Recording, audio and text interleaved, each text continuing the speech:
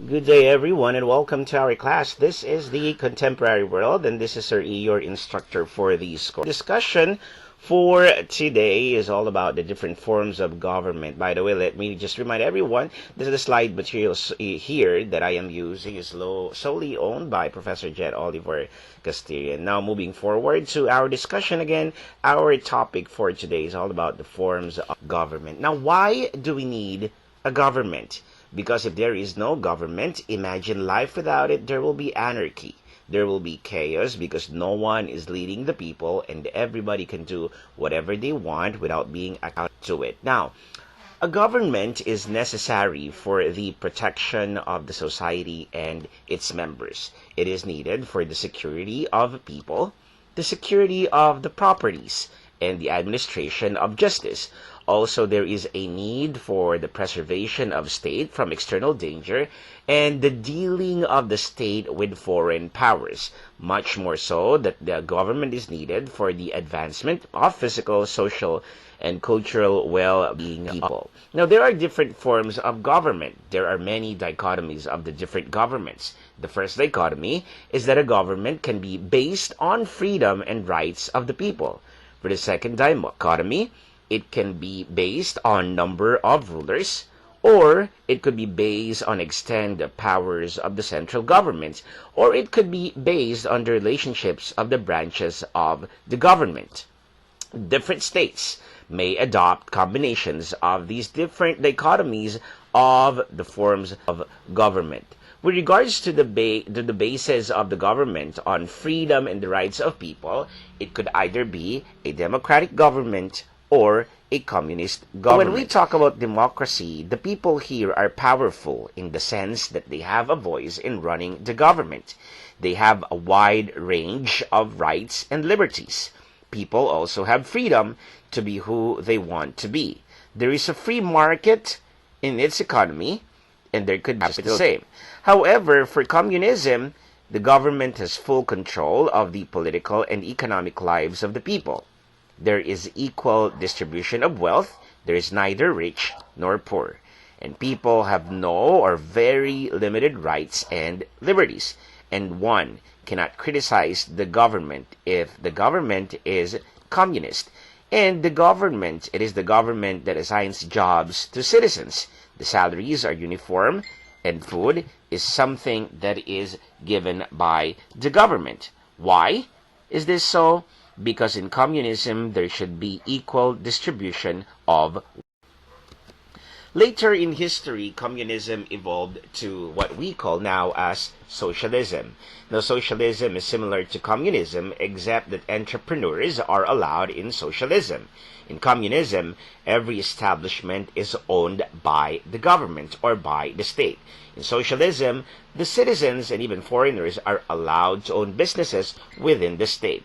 But with regards to freedom and rights, socialism is the same as communism. People are not allowed to criticize the government, and there is only one political party, socialism. Now, if the government is based on the number of rulers, it could either be one, or there's only one ruler of the government, or there could be many persons governing the state.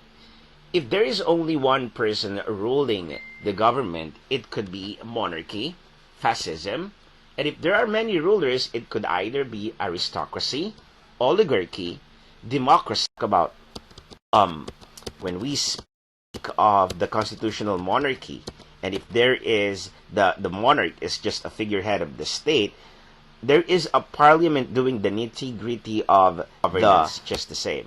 If it's fascism, then the ruler is a dictator. Everything glory.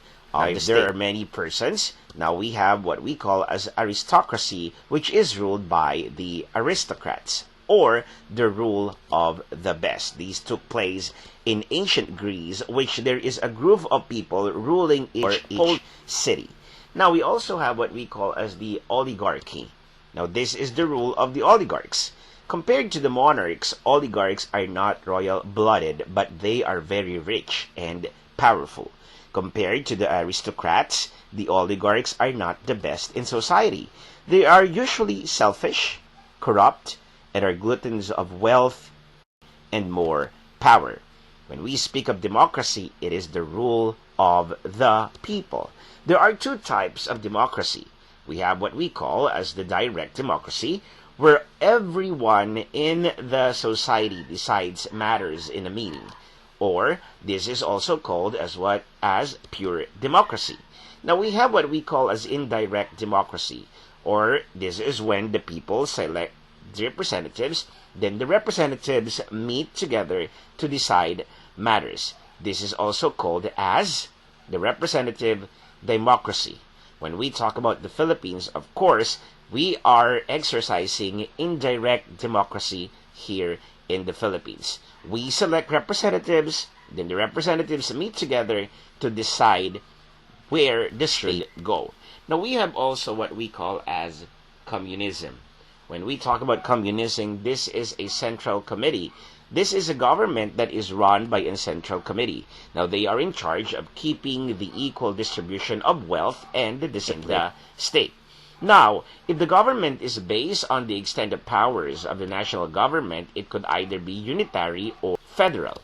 Now, when we speak of a unitary government, the national government is in charge of all its affairs. The national government tells the local government to.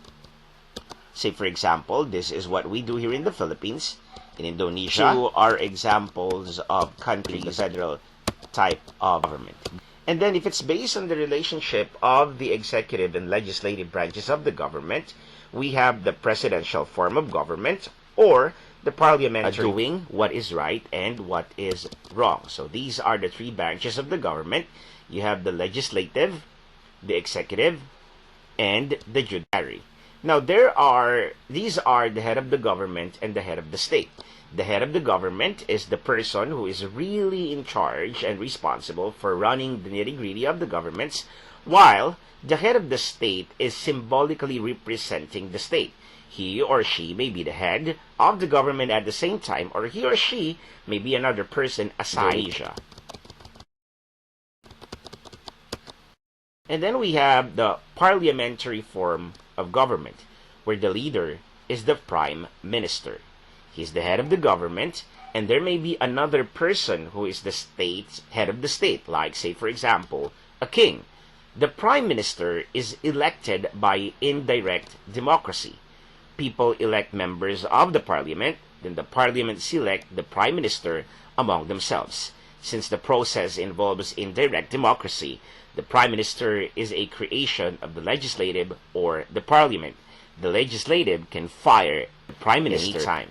Examples of these countries are the United Kingdom and Canada and Japan and Malawi. And that ends our discussion on the forms of government. Thank you very much for joining me today. Again, this is the end. This is the end of our discussion on different forms of government. And welcome again. This is the contemporary world. Stay safe, stay sane, and stay strong. God bless us all. Thank you.